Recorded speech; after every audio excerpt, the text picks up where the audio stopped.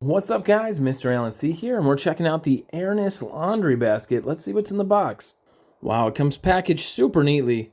Let's go ahead and get it out of the wrapper. All right, so it looks like we lift it upwards, and then we gotta just build these support frames, these sticks, kind of like you're putting up a tent, and get it all set up. Let's do that now and take a look what it looks like finished. For installations, very important for the stability of this product. So this actually goes in a sleeve that's right here. And then what we'll do, we're going to lift this and stick the stick under the wood. And that makes it very stable. And now we Velcro this down. And we have our two supporting sticks on each side, locked in place. And now we'll do these sides. All right, we completed the build.